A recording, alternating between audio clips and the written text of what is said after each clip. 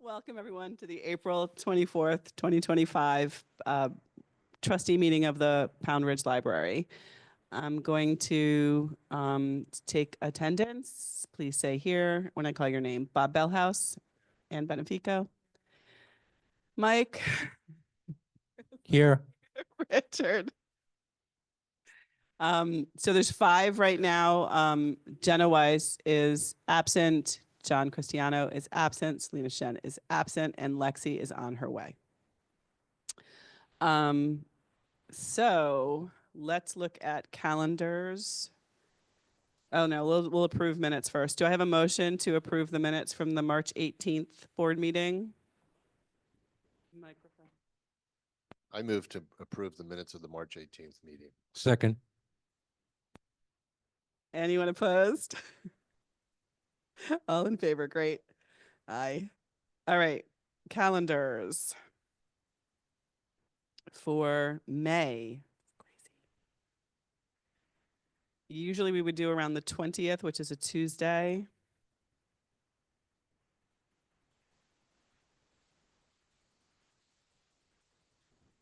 Everyone okay? The 20th, 7:30?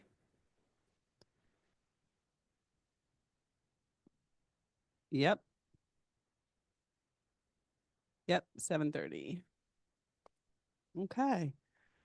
With that, I'm going to turn it over to Mike for treasurer's report. I don't have it in front of me, but I can tell you that all of our accounts are stable. No particular activities or events this month. And once we approve the warrants, I will transfer some of our savings to cover them in the checking.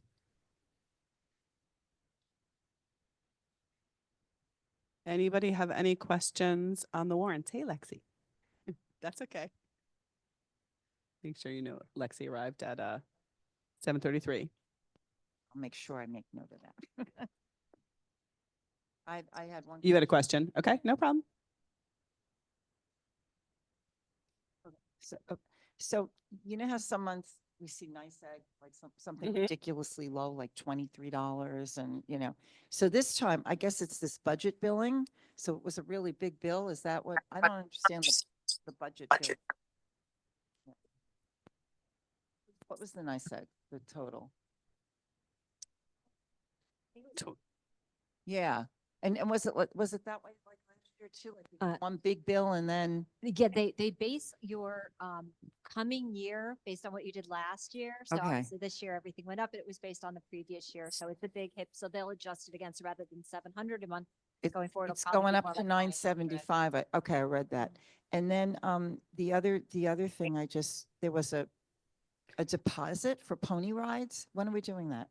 Oh yeah, we're having a petting zoo. It's going to be baby rabbits and baby goats. Okay, over okay, in the cool. All right, park, cool. I in saw. June. It's like a kickoff for summer. We're doing it at Sensory Storytime following Kurt's performance. Oh, great. And then there was an invoice I'd never seen before. I don't know if they're a new vendor we're using for the kids. And I guess it was because it was February and March. And now for the people and kids, are they new? Okay, all Yep. right.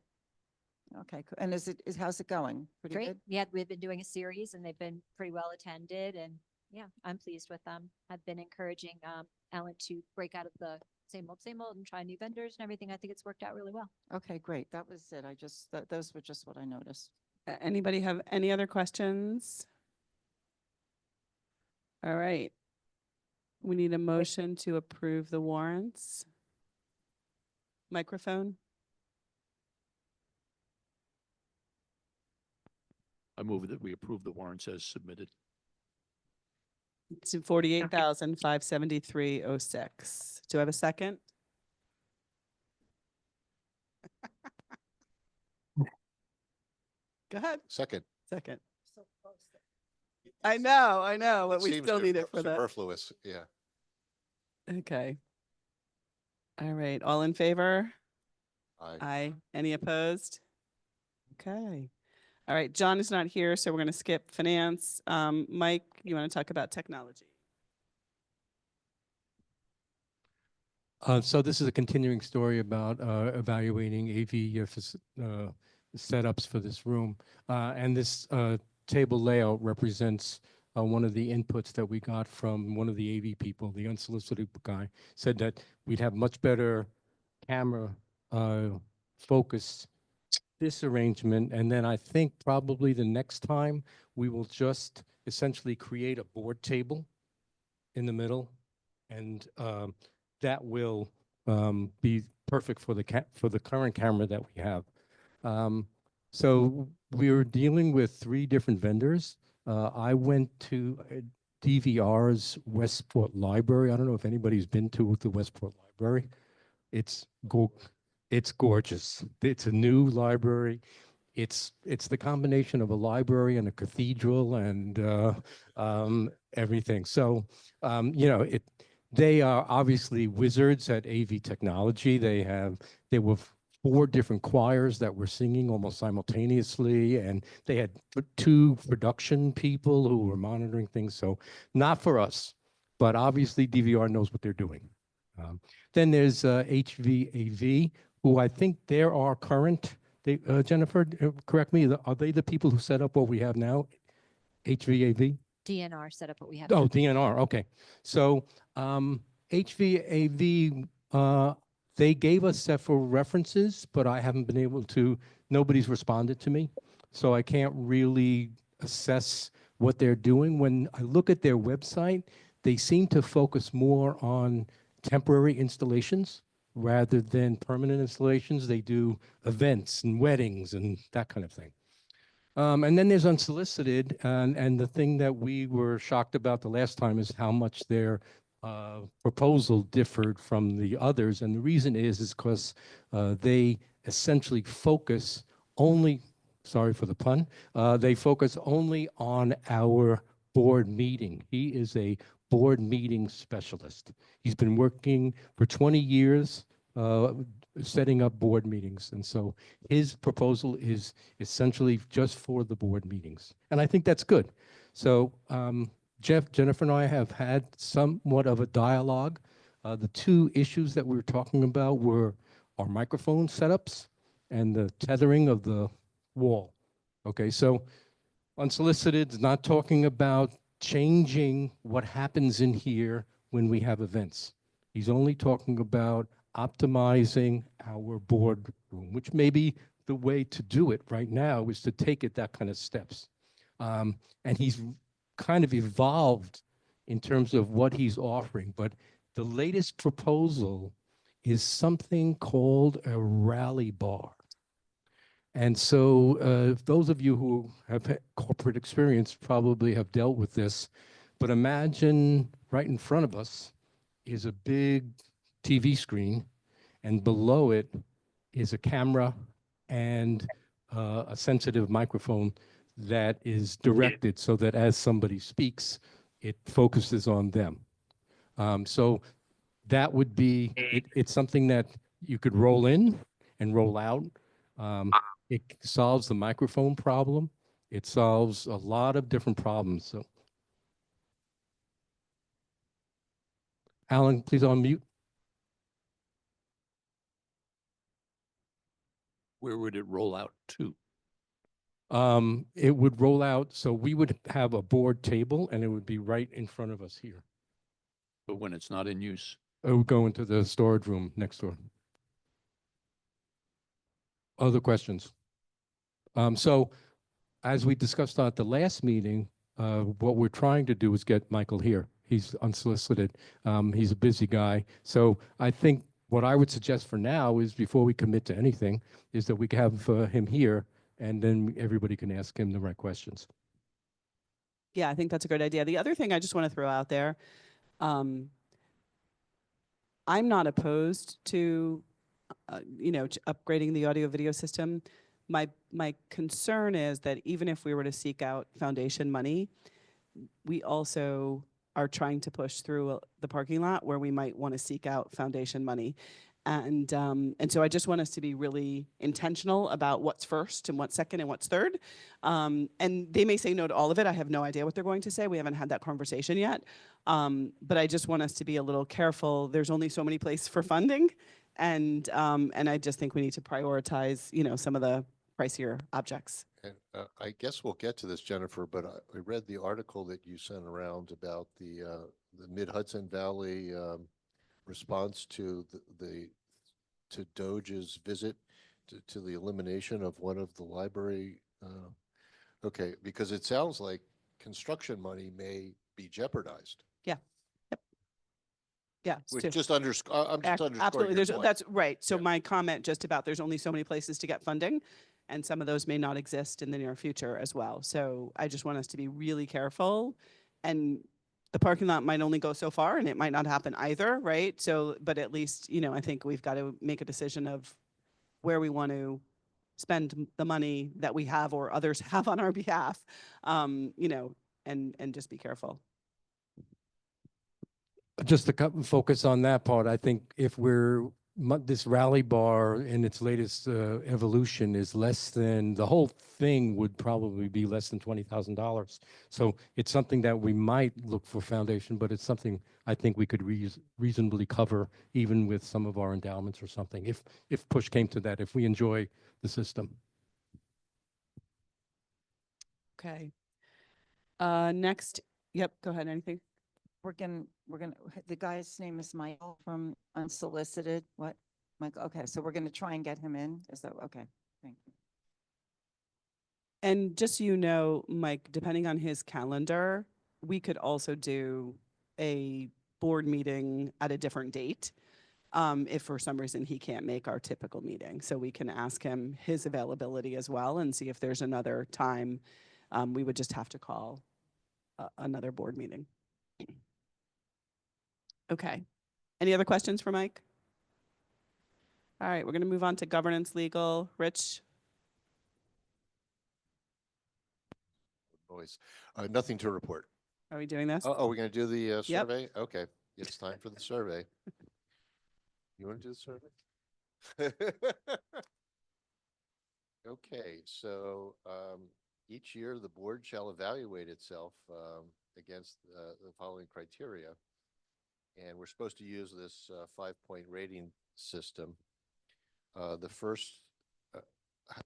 So what we did Yeah, last how time, did we sure, handle what we this did year? last time is we just went around the room and each person rated it and then we averaged it. So Okay. that's how we got it. And I know Anne was pointing out to me, she looked at the minutes, sometimes we had a 1.5. That's because some people said 1, said 2, and we just added and divided. Wasn't that anyone voted 1.5? It was just when we, Right. when we added. Someone could decide. A lot of, a lot of them could kind of be like, I said to Valerie, I don't like that word usually. Like, I like always. You want to write it 1.5, The go next for number it. 2 should be almost always, I think. That's that.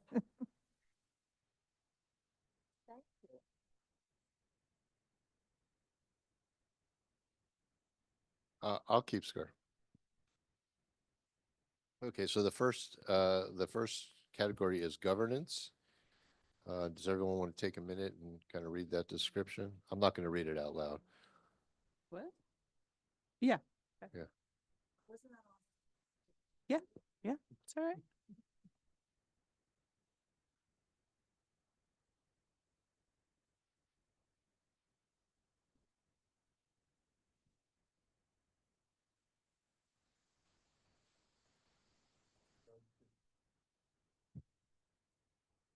Either make a comment or ask a question. I'm not sure how this is going to turn out.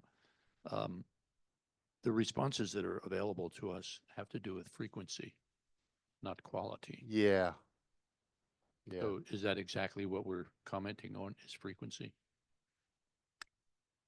I mean, I think you can interpret it to be a combination of both. Oh. Again, we took this from the trustee handbook. Obviously we can make changes, but I don't know that it needs to be that I don't wanna make a complicated. Too big a Yeah, deal I out don't of know just that it needs to be pointing that out complicated. Yeah. Okay, so are we ready to start casting our votes? Governance, Bob, you want to start? 1. 1.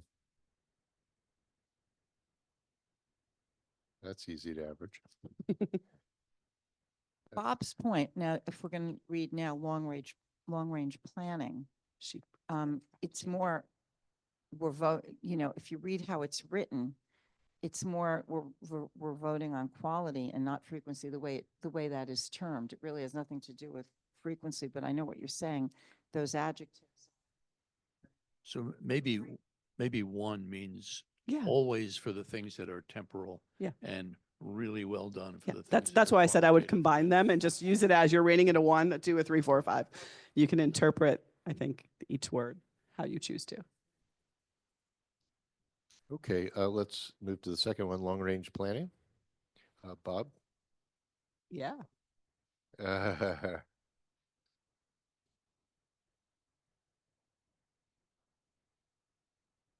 Okay, And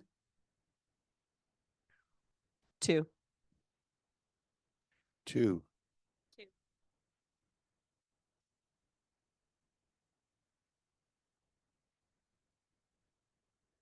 Yep. Great.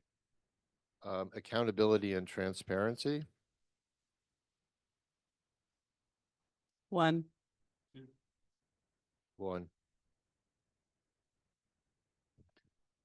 See who the outliers are. Uh, the individuals. Financial planning. How would you rate that, Bob? And 1. 1. Okay. Moving right along. Program and service evaluation. Yeah. And I'm sorry, take your time. Take your time.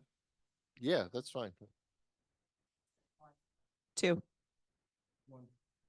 1. Okay. Facility and accessibility. Open at least 40 hours a week. Seating, power. Bob, what do you think? And 1. oh, you're tough. 1.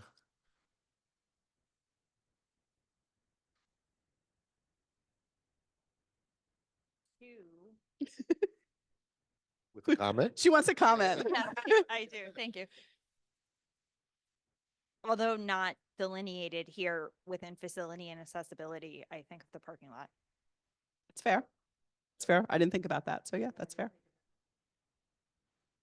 Anyone want to change their vote? Sure, I'll go to 2. Yeah, I'm going to go to 2 also. We're following your trends, Mike. Okay, we'll go counterclockwise. Yeah. I mean, we also have ADA issues and things that we have to work on. Okay, technology and connectivity.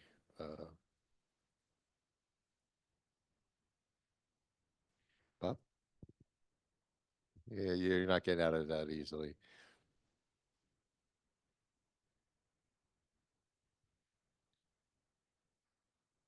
Yeah, 2.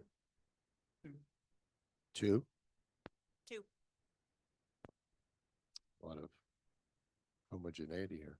Mm. Okay, Trying to make the math easy for you. yeah, it actually is. Information accessibility.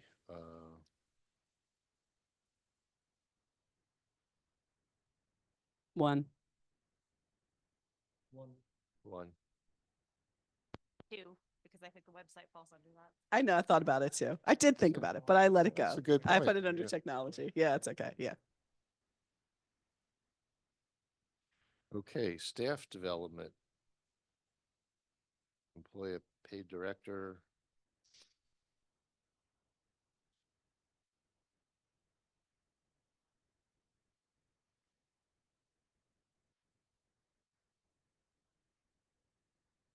Bob, just take a mic. Yeah. I'm going to reluctantly give this one a 3. And it has more to do with concerns about staff development than anything else. Yeah. Before we go on, Sure. what do we think of his suggestion to split the question? What about just making it a sub-question? Yeah, I Bob, why don't I you? would say Give us some wording on the next question, on a sub-question. Sure. So on Just the, split the two sentences, right, yeah. 1 and 3. Yep. That's what I would do. 1 and 3, okay. 1 and 2, 1, 2, 1-3. okay, and last, community partnerships. Okay, Lex. Critical eye, that's all. 1, 1. okay, so a lot of agreement there. At the commercial break, we'll tally the Yeah, you'll tally scores. the scores for us, great. Thank you. Sure. All right, public relations, Jen is not here. Jennifer, do you want to include that in your director's report, or do you want to talk about it now? Director's report, okay. Program development, Selena's not here. Human resources, Anne. I'm calling for a quick executive session, and Jennifer is invited because we want to talk about future staffing needs. Long Range Planning, Mike? Anything? Nope. Okay. Parking improvement, we sent the CAD file to the engineers, and I'm just waiting to hear back from them. I did send them a follow-up email even again today, just saying what's next steps, and haven't heard back. So they have, I believe, everything they need to come forth with a couple of proposals. All right. I have a related question. Sure. I don't know if it fits into parking lot or not. But when I got out of my car and walked over here, I was looking around and I noticed the steps coming down from the upper parking lot, right? Are those steps problematic at all? So People who with baby yeah. carriages? and yeah, stuff? so the original parking lot plan 100 years ago, we actually had that be a meandering path instead to get rid of the stairs. It was taken out of what we proposed, what we brought forth to the town eventually because of cost. But I have suggested to these engineers that we should at least consider it. So I don't know if they'll put it in one of their proposals or not. But I at least said it's something I think we should think about again. A lot of all of this is going to come down to, some of it will be cost and some of it will be safety and some of it, et cetera. So we just have to see what they say. Yeah, my thought is that putting the stairs in is probably more expensive than putting a meandering path that goes around. Well, except the stairs are there. I understand. Right. So Yeah.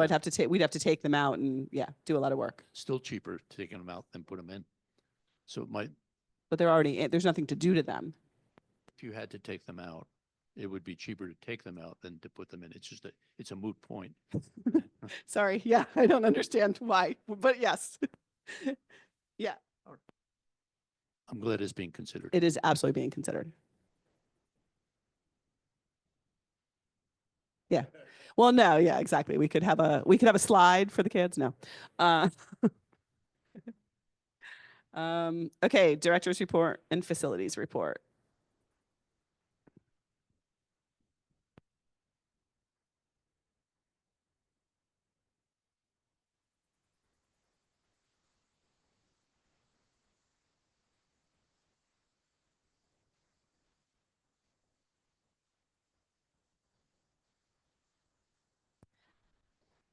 Okay, the first is regarding the sensory room flooding issue. Two solutions were considered after the sensory room flooding on March 6th. One was an estimate that was received from Connecticut Basement Systems.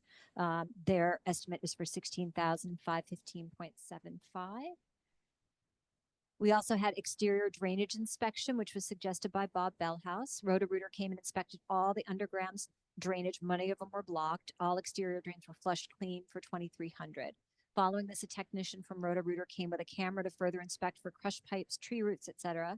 Footage revealed that one of the curtain drain pipes located at the back of the Schaffner room, so right outside that door, is blocked, and it's blocked because it's impaled by another pipe. They can work around that. The cost would be $13,700. Jennifer, just a question.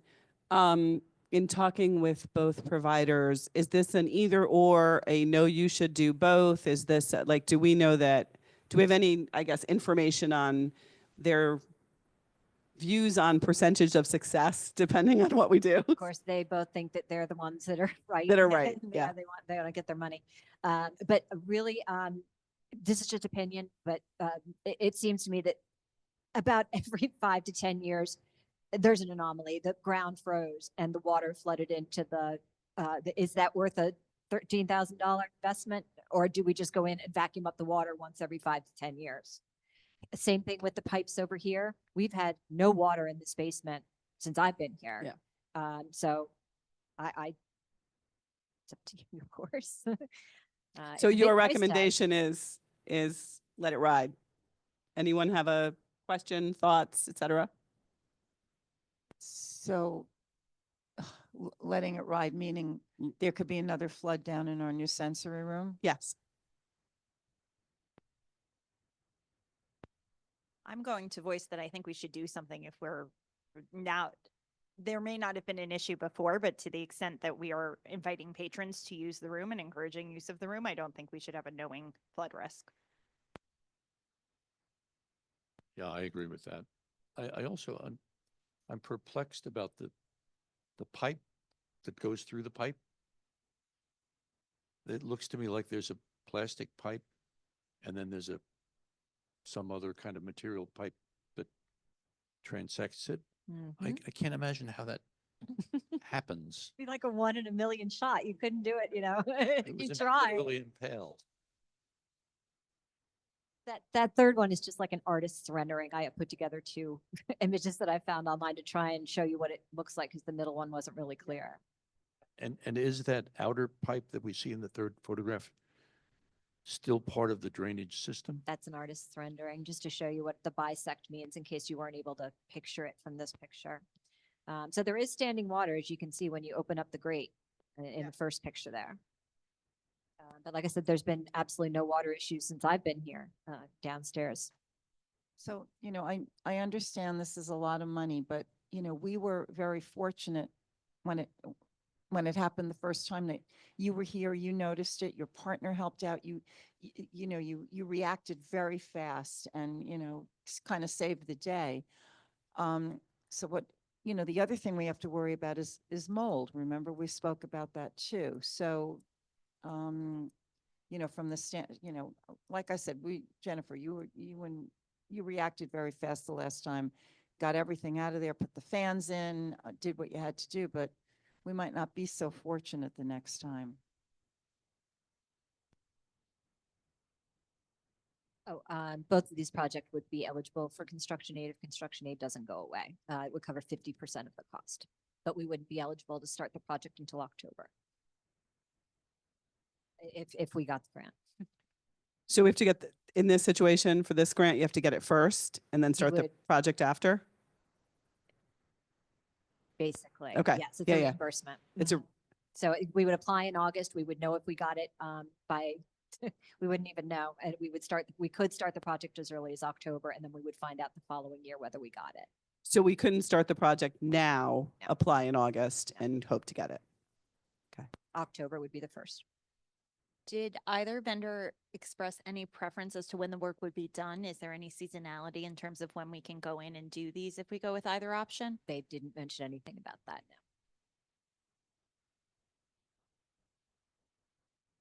What are people thinking?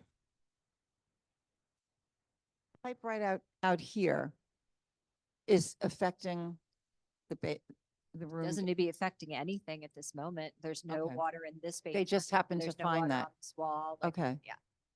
It just, it leads to other things that leads eventually, one would think, but then we don't know. We'd have to go in and dig it up and find out, does this lead to the next, to the next, to the next, and eventually to the Century Room? We don't know. Right, it's possible it won't have an impact at all. Hello? Yep. Hi. These systems are usually put in all at the same time and then added to and added to. And as I read the Roto-Rooter proposal, I think they were suggesting that they would excavate and replace some 80 or 90 feet of pipe, which I'm guessing is a pretty comprehensive reconstruction of the drainage system around the building, which appeals to me. for all the reasons that have been mentioned, and we just don't know what's going to happen next. We could fix a little problem over here and then it pops up over there, kind of a situation. So I'm in favor of doing something. Yeah, comprehensive. I think and I don't know that we'll know the answer to this. My biggest issue with the roto-rooter suggestion is I get it. You have a blocked pipe, you should unblock it. That's like seems like the thing to do.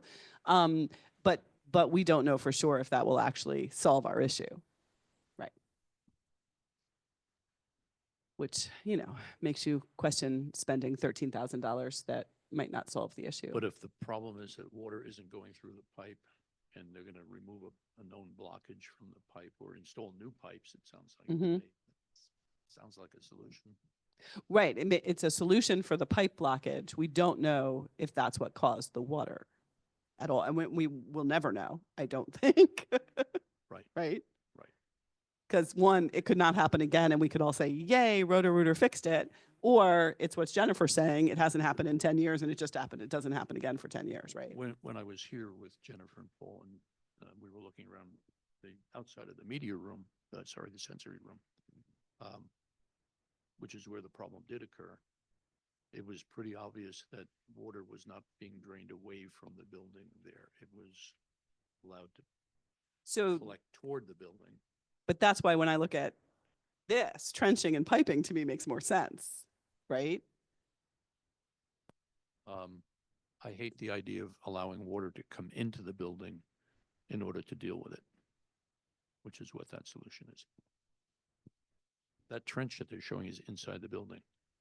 They're cutting the concrete floor of the building in order to put the trench inside the building.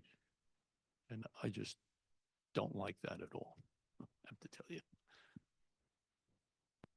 I'm just one person on the board. Yeah, I think that is just a reaction to that one-time flooding. So, yeah, I agree with you. But where does all of this ultimately drain, Jennifer? Where's the ultimate place? Does it go down to the road or where does it go?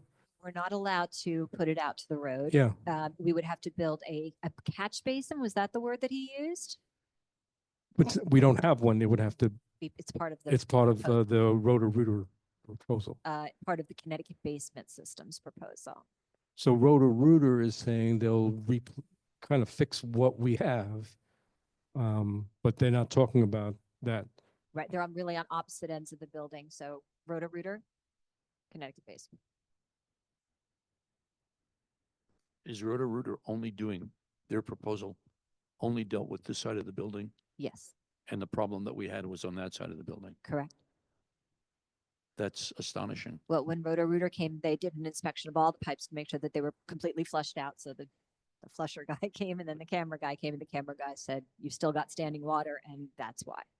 Were they not brought in to deal with the problem on that side of the building? No, they were brought in to clear the pipes because we thought that might be what was contributing to that side. But they don't go up.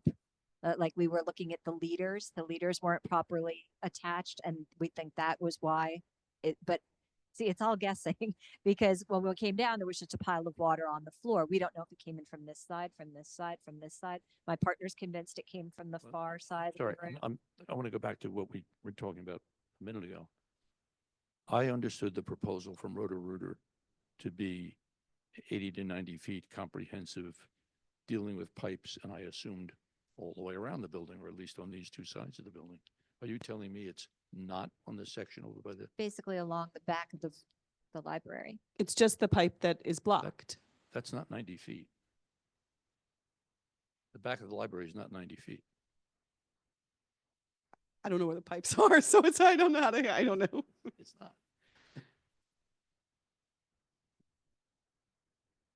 Yeah, I don't think it is. So Maybe- here's my, maybe I'm here's wrong. my, let me Maybe I'm- me do it this way. My question or suggestion is, do we have a couple of people that want to meet again with Roto-Rooter? Like, I'm just gonna be honest, this is foreign language to me, right? Like, never had this problem in my life, never fixed this problem in my life. That doesn't mean I can't, listen and try to understand it. But I just wondered if it's not worth a few of us to get with Roto-Rooter first and to really try to understand what they did do and what else they could do and then what their recommendation is. Does that make sense? Yes. So a little subcommittee? It does. And if Bob's willing to chair that committee, I will join. Okay. All right. You want to get in on this? You're not a you're not a pipe guy. You're good. Okay, so we have a Bob and Richard, and we'll ask the three that aren't here if any of them want to join you guys. I'm happy to be there if you guys want me to be. I'm not sure I add value, but that's okay. And we'll just have a conversation with them about what they did do, what they're proposing, and what they think it will solve. All right, that's our next step. Sure, we'll take a couple of days to coordinate amongst absolutely. ourselves, Yep. and then we'll invite Yep. Roto-Rooter to come back and meet with that group. Yep. Sounds good. What about Connecticut basement systems? I think we're going to Any ignore action on them them? for now. Yeah, right? Based on the trustees' views, rather fix a known blockage than create the French drain system. The float switch on our sump pump in this basement is sticking. When the plumber came to fix it, he recommended that we replace the entire sump pump due to its age and deteriorating status. The cost is $15.50. It's over my limit. I think this is a no-brainer, so I'll make a motion that we replace the entire sump pump in the basement for $15.50. I'll second. Anyone opposed? The tree removal took place. The bills are in your, you approved them earlier from Yeah. the back property and the Carmichael property. Let's see, moving on to the grate in the upper lot. Here are the prices. Some of them are suggesting that we replace the existing channel or trench, whatever you want to call it, and some are saying just repair it.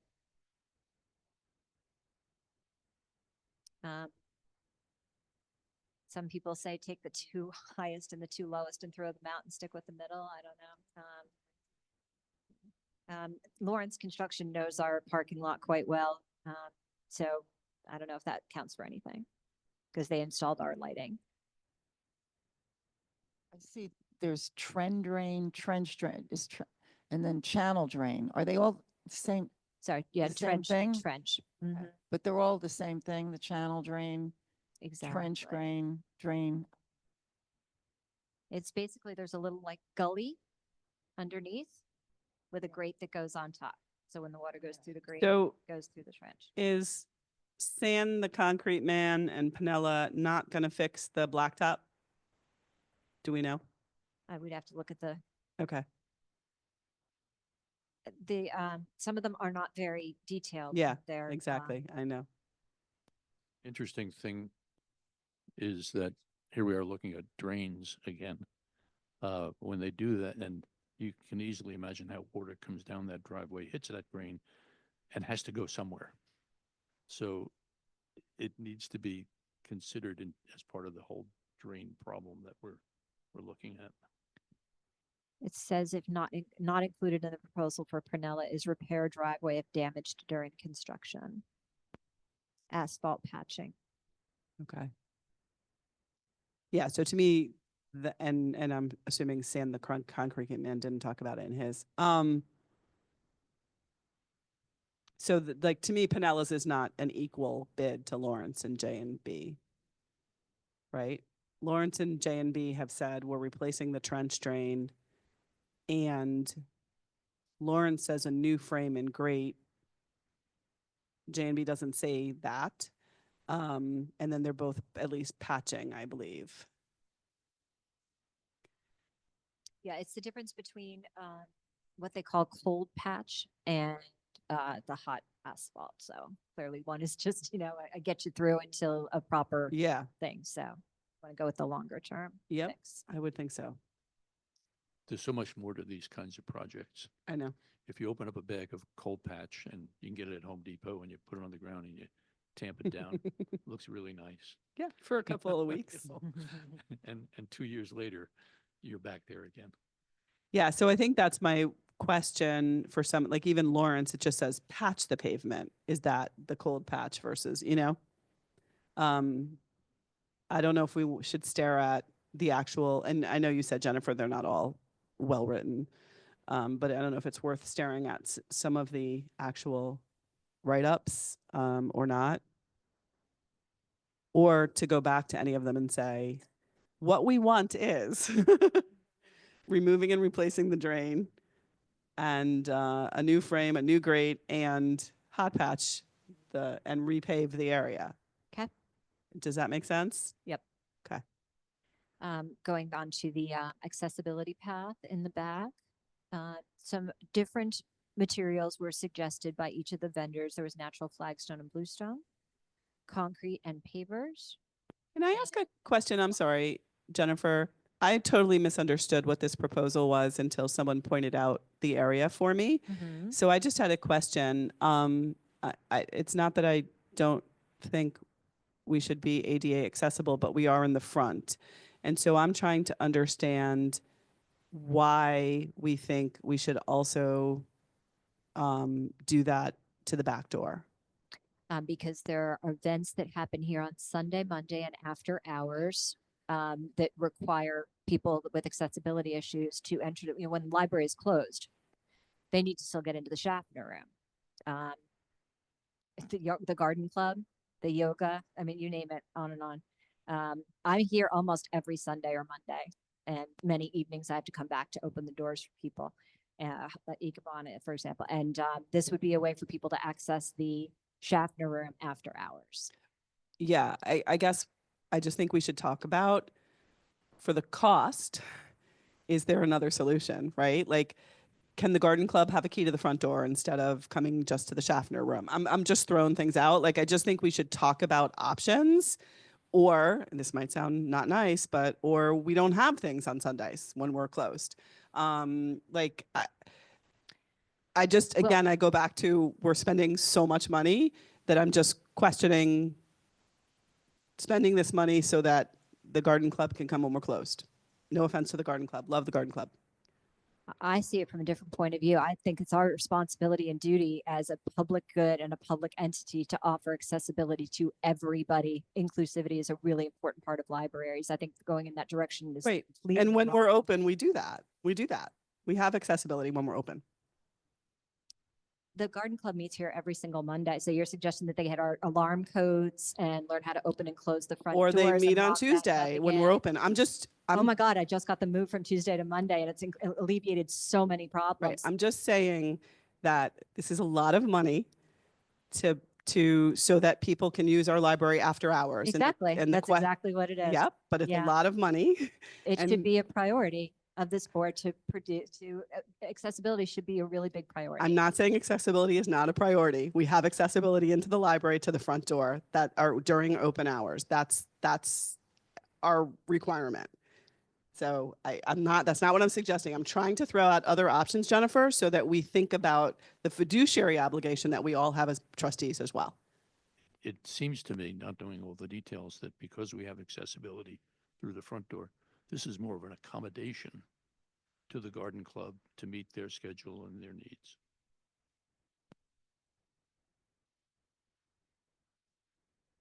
That's exactly how I look at it. And I'm not saying we don't do it. I'm saying we have to think about that in relation to the other costs that we have.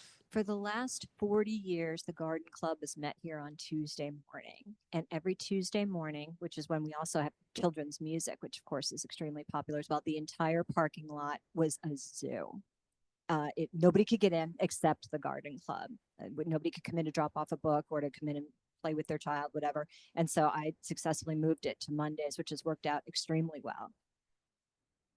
So I think we would be not so popular in the community if we were to tell the garden club, you know, you got to move back to Tuesdays and you've got, you know, and then that we tell the people that like to come on for music, you can't come. Like, we got to listen to the community. That's who we're here to serve. And the community needs accessibility and they need the library on Mondays.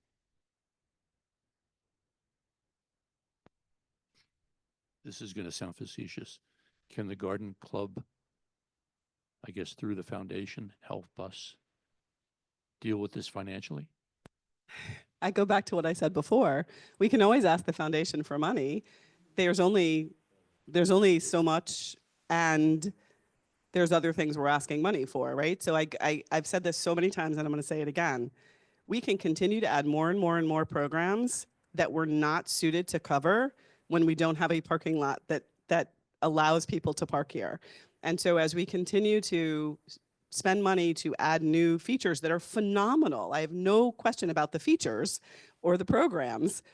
The question becomes, if we continue to do that, but we're not equipped to do it from a staffing perspective, from a payment perspective, from other things, we need to be really careful about overcommitting to things that we're not capable of doing. Well, let me tell you right now that we've got 23 spots plus 15 in the overflow lot, right? You're talking about spending 500,000 or whatever on it so we can get 23 spots plus 15 in the overflow lot again. I mean, No, no, that's not what we're suggesting, Jennifer. Uh, We're suggesting that people don't get their cars stuck in mud. We're suggesting that people don't hit a rock back there. There's a whole host of reasons why you would want a paved lot rather than people parking in grass so and an mud and snow. accommodation so that people don't get their cars stuck in mud and hit a rock, And- like the accommodation for the back walkway. I May I ask what the genesis of this project was? How it came to the be? that we started- accessibility pad, Yes. because ADA requirements are not things that you can get grandfathered in. That's kind of apparently a misunderstanding. You're supposed to constantly be working towards making things more accessible. It's a you have time to figure it out kind of a thing. And all of the solutions that we've come up with so far were completely impractical and astronomically expensive. The last person who came suggested a ramp from the back into that back door. At $50,000 or something insane. I came up with something that I thought would be a reasonable price that would solve the problem. Okay, perhaps I didn't ask my question properly. Is this something that came up because of patron noting? Is this something that came up because of a self-evaluation we did as to our ADA compliance? Is this something the board suggested? What was how did this Yeah, so topic come to? sure. So our we have attention? Ecobana comes here probably once a month on Mondays. And the person who runs the Ecobana class is in a wheelchair. Several of the people who come to the garden club, Ecobana, yoga, whatever it might be, all have accessibility issues. So to accommodate them, I've been coming in on Sundays or Mondays and letting them in and then coming back and letting them out. And what if there's a fire while they're in here? How are they going to get out? And it's just always been something that I think we should be working towards. It's, everyone should be included. Everyone should feel that they're welcome and valued at the library. And if we don't make it a priority to make sure that they can get in, I just think sends a terrible message. Oh, okay, thank you. So I think the answer to my question was you brought this to our attention, correct? On the advice of the community, Perfect. yes, Thank you. we they want accessibility. This isn't the first time we've discussed this, because like Jennifer said, someone suggested we come around the back. The genesis is, I believe, for people who use our library off hours or on days that we're not here, because we obviously have a beautiful door that opens wide enough for ADA compliant. But at one time, even when we were talking about the parking lot, and this is the room that's usually used, for events when the library is closed. So we were talking about a path back here, and they could come right through this door. That was one idea that we had come up with, which was, very costly. So Jennifer came up with the other idea, just to connect the sidewalk there with right here, and but it is basically for events or clubs or whatever that come when the library is closed. Yeah. So I like Bob's word. We're accommodating. I don't know if we're going to make a decision tonight, but that's.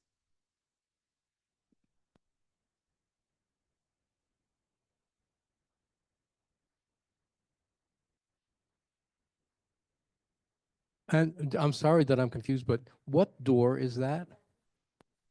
That's the townhouse. I was just showing the difference between the bluestone and the Oh. concrete, because as you can see, one is a lot Thank you. smoother than the Okay. other. The Okay. townhouse did one of each, and you can see, if someone's walking with a cane, they tend to frost heave, and the bluestones they don't line up properly, and they crack. You see what ours looks like out there. They're very expensive to replace. That's why I thought concrete would be definitely the way to go.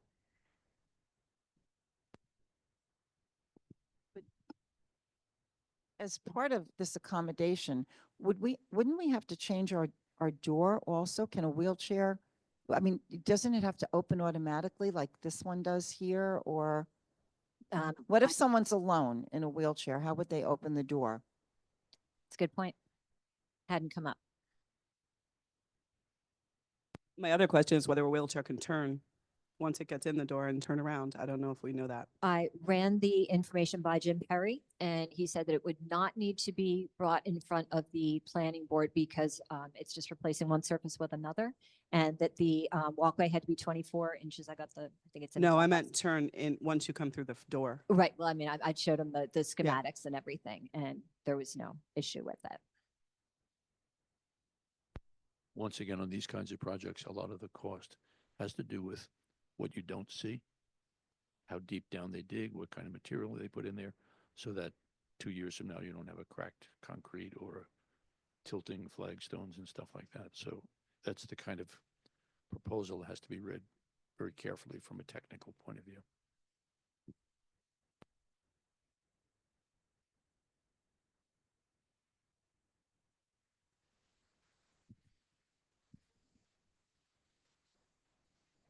Obviously, we're going to make, if we do this, what do we have out front? It's just, what is it? It's flex. The from the driveway to the front door is this bluestone, Okay. and the from the if we were to put in the path, what's there now is like river rocks, Okay. and we would have to move the dry stack stone wall back in order to accommodate the 24-inch wide thing.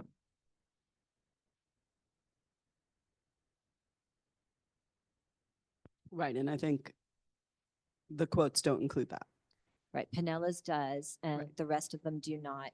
Just to give you an idea of what it would cost would be, JG quoted 900 to just take the wall out and just grade it as a hill, which I don't think we would want to do, or 2,300 to relocate and rebuild the wall.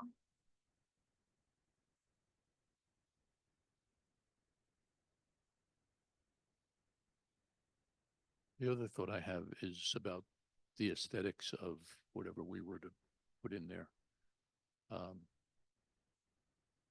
In keeping with the building and the setting and so forth, to me, although it has advantages in other ways, but aesthetically the concrete kind of looks concrete-ish, if that's a word, as opposed to something which is more in keeping with what we see typically in Pound Ridge. That's obviously a how, not whether. Yeah. Well, except it changes the cost drastically, Sure. drastically. Yeah. Well, I think that Jennifer has raised really good points. I don't have a good enough understanding to really cast a vote right now. Can We I don't have- suggest, yeah, sure. yeah, can I suggest that the legal committee go back and at least look at ADA requirements before we do anything? Sure. Because I think Anne's suggestion is a good one as well.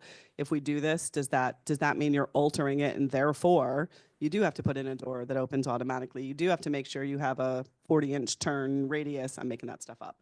And at least let's try to figure out what's required if we were to go forward with a path. You want a securities lawyer to figure out access to the building. Yeah, I can read the ADA law too. Don't worry. Oh, yeah, we'll do it. We'll do it. Okay, thank you. Okay, so we've had a lot of requests for a baby program. Timing is the issue, and it's that the only time we could possibly do it would be on a Thursday morning when yoga is going here. Yoga is extremely popular, but the room is limited to about 20 people. We just can't fit more of that in here. So we would either be able to do it while the library is open. I would have to close the sensory room and put it down there. I'm not really keen on doing that because they've got the baby carriers, the baby strollers, all the stuff that comes with babies. So I really wouldn't want to do that. So the alternative would be, I don't know how the board would feel about possibly opening up the library and an hour earlier, basically, so that we could accommodate the class to come at 9:30 on Thursday. So they would go from 9:30 to 10:15. They would be out in time for yoga to get in here at 10:30. Do we ever hold programming outside, or can we hold programming outside? And I ask outside the building, I ask because when my kids were born, I did the Bedford babies, and they do it in the green in Bedford, weather permitting.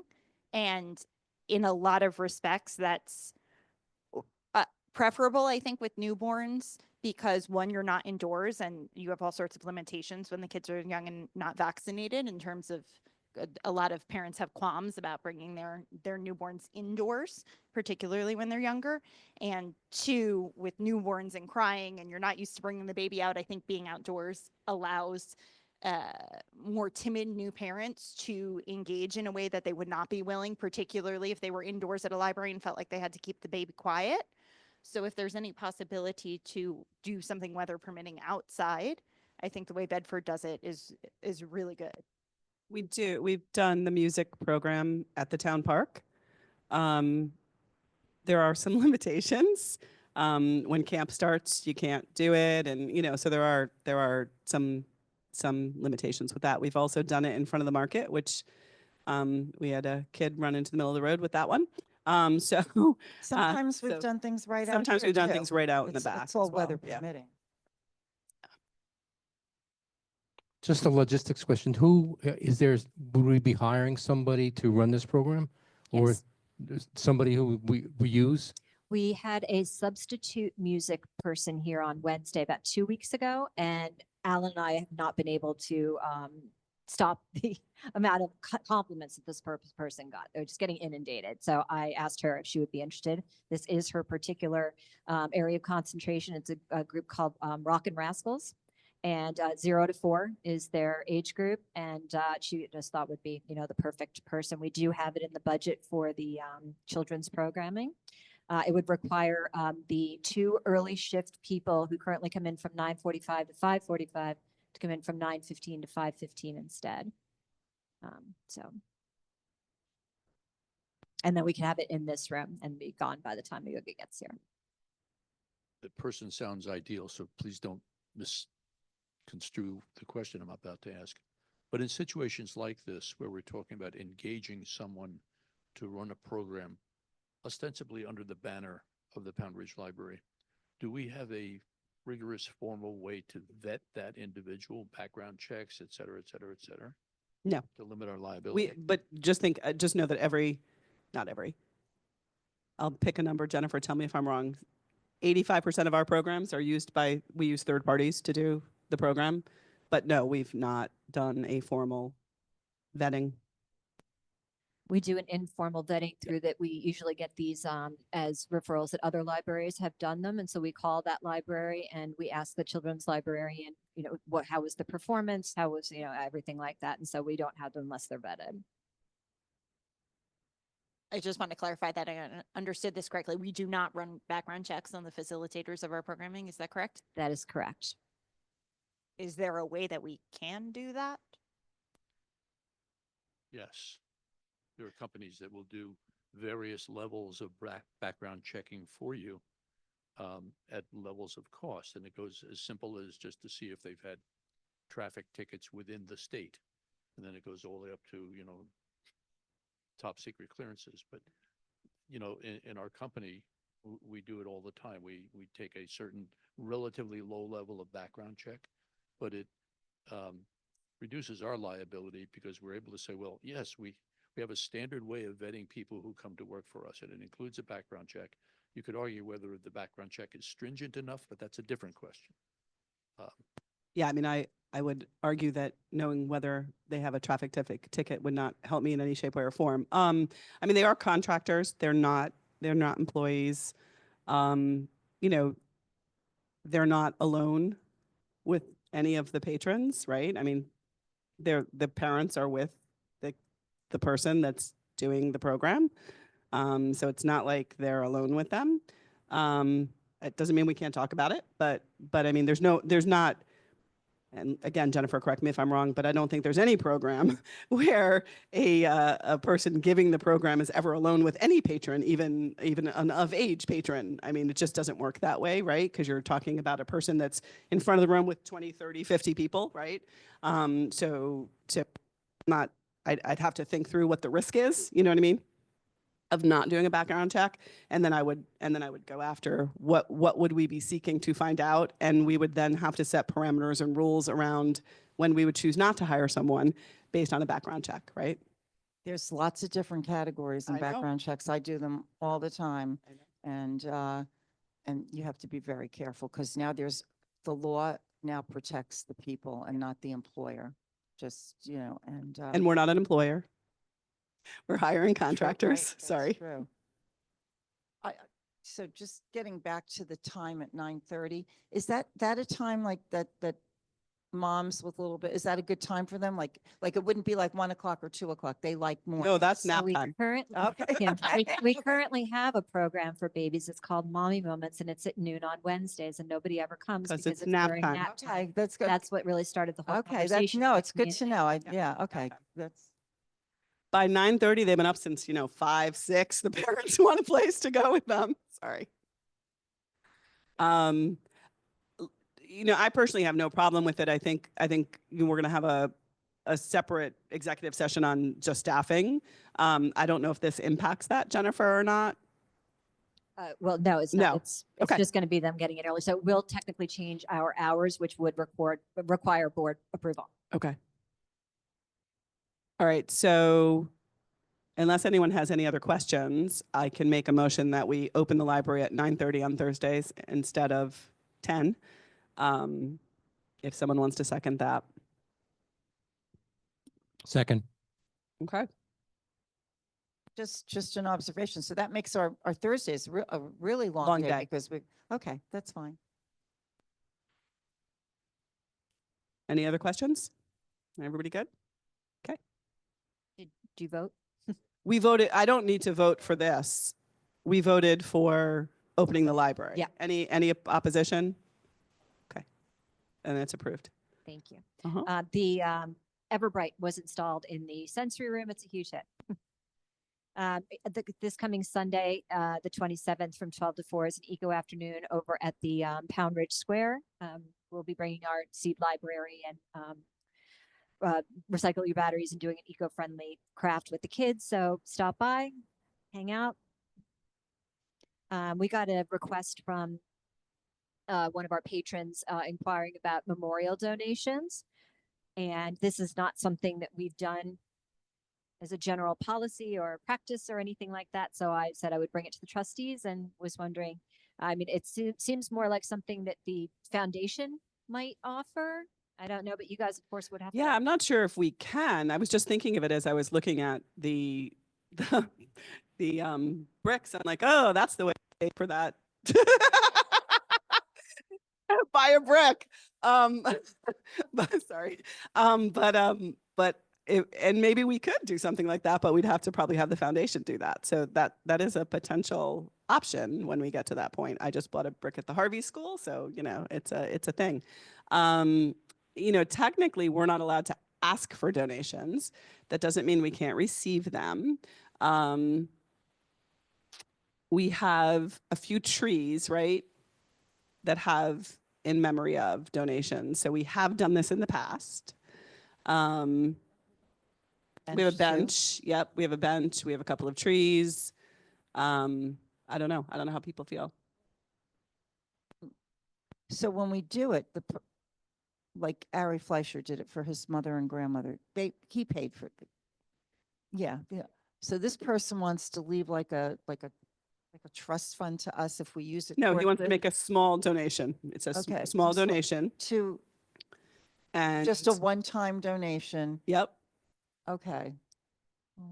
But I don't get the impression he's When going to he make the donation of the passes- bench or the thing But we or have the to use tree it or for a whatever. specific reason. Just, okay. Well, But it's not for the person who passes. They just want to make a donation in that person's no, when name. he passes, Yes. they want to make a donation in the name, but they want a memorial plaque to go with it. That's how I'm reading it. That's how I'm reading it. Mm-hmm. I read that they would pay for the plaque and they would make a donation if you would let them put the plaque on the property. That's how I read it. I don't know. Well, but they're saying, yeah, do you have a way to do plaques, benches, paving stones, et cetera? The answer is no, we don't. have a process. We can debate whether we want to have a process, but we don't have a process today.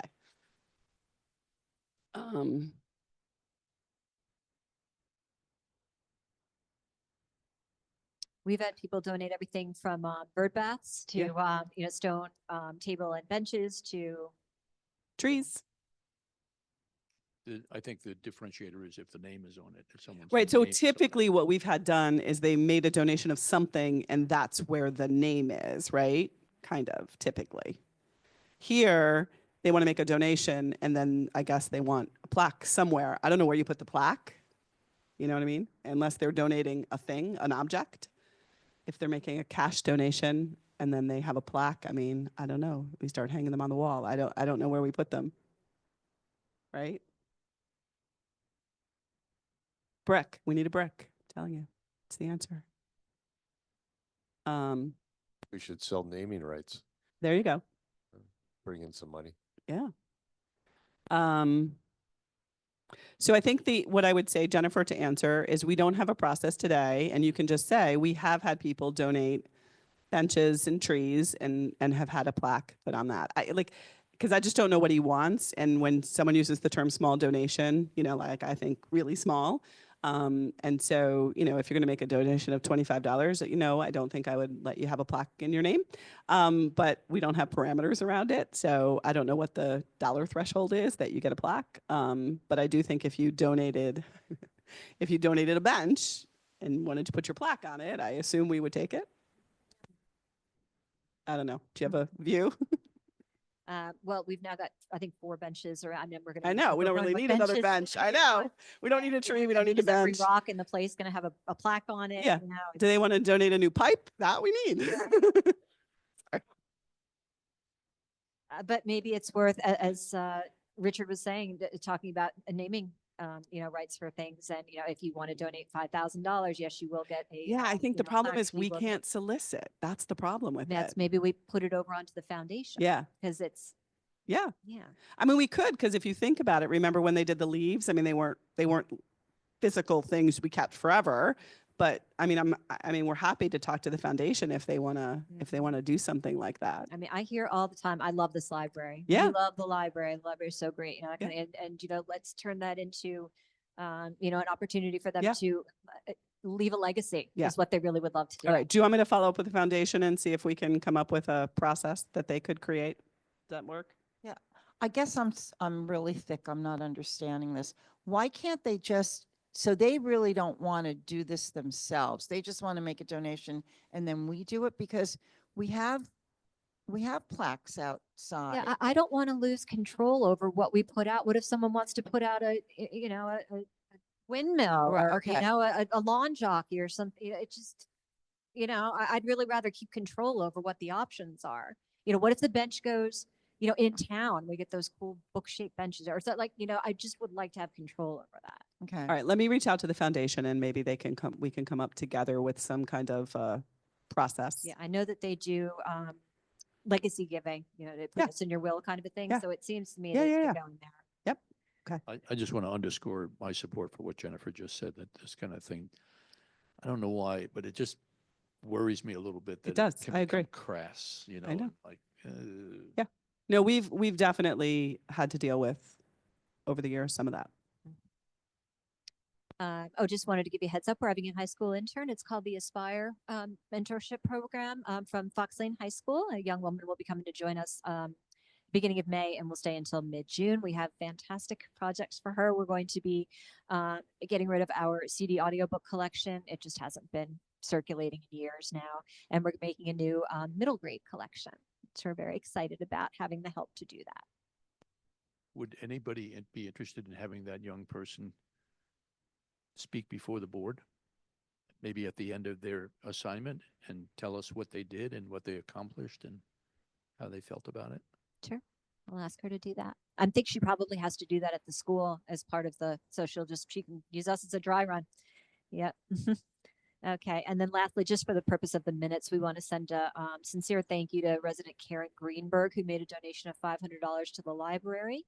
It's to express her appreciation. We're allowing her to use the parking lot after hours in May. She's having an event at her home, and they will be using the library for overflow parking. It shouldn't be that many people, and it won't be when we're open. And that is the end of my report. Thank you, Jennifer. Anyone new business? I just want to remind everyone the trustee hours, but for those that have not done it yet, April 30th is your sexual harassment training is due. Give the form to Jennifer when you complete that.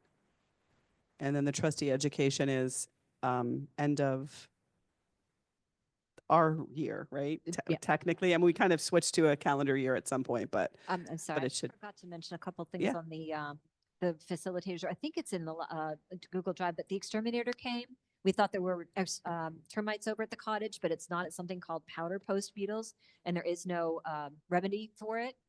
They do say that if you see powder post beetles, the termites might be next, like they leave holes for them to come in and start doing their thing. And there is a proposal for termite prevention program in the Google Drive. It's expensive. So if you want to, It was in there. It's called, it's in the buildings and grounds. Let me. It's bring it called the up. Centricon system. I saw it from JP McHale. I'm very familiar with that company, and I'm very familiar with that system because my house in Bronxville had termites, and it's a very, very successful remedy for termites. So It's when a we don't- house, Yeah, no, we don't have them yet. So, yeah. but here's the letter that they sent about how it works and everything, and then the Well, proposal. also, so they found something that it's not actually termites, it's Powder post beetles. okay. But what's the chance that the library gets the same thing because the properties are so close? Exactly. That's their pitch.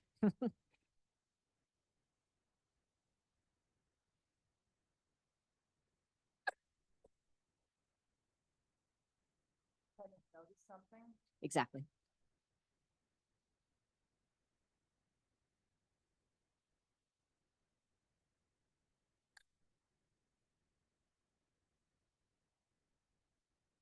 Okay, so that's obviously coverage for both properties, just so you know.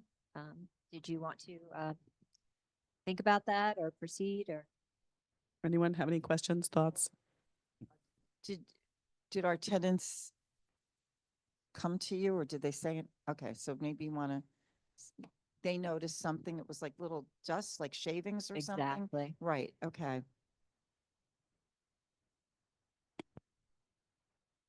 How often would we be incurring an expense similar to that? Annually. It's an annual number. Well, no, the 4470 is once and then 549 is annual. I was saying. Do the buildings have termite shields? Not to my knowledge. I mean, it's currently, I don't know what termite shields are. Termite shield is a small piece of metal that walk around the sharp edge of a picture, very thin piece of metal. They can't navigate that turn. Gotcha. So termite shields are put onto buildings, pointed downward. The termite comes up the outside of the building, goes across the underside of the building, can't go anywhere after that, so therefore stays out of the building. Gotcha. I don't know what it costs. I don't know whether it's feasible in those buildings, but it is another approach to Okay. preventing termite.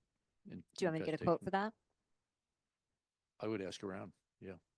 Okay. See, I don't know if it's feasible on the buildings, but I'll just throw it out there. Okay, I'll look into that.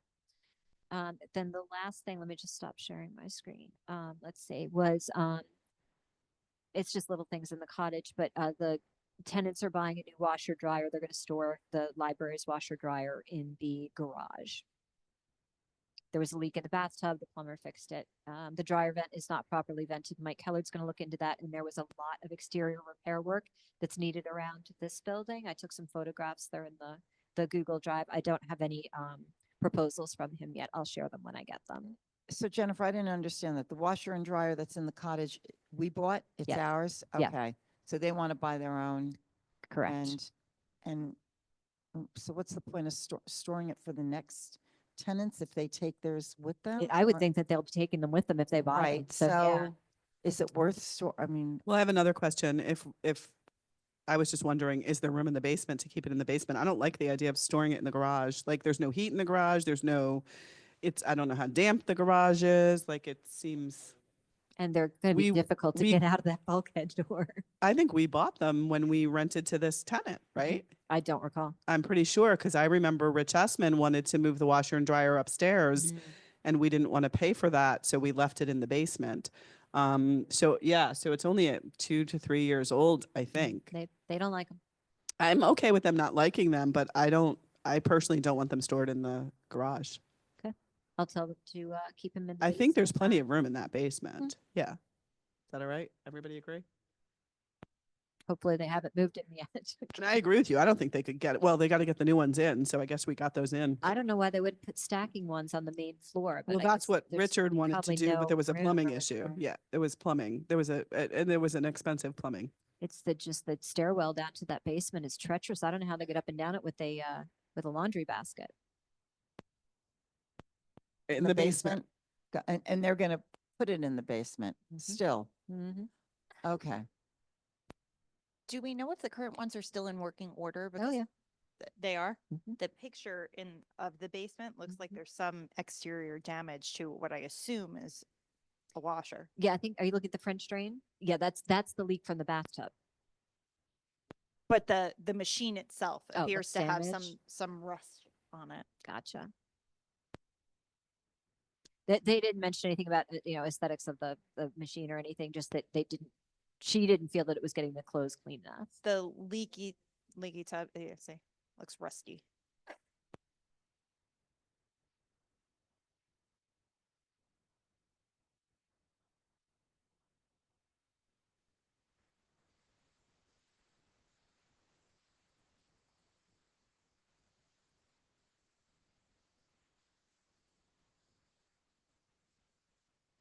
Okay, you're not done. That's it. Okay. Any other public remarks? Okay, we're gonna go to executive session. Thank you, everyone.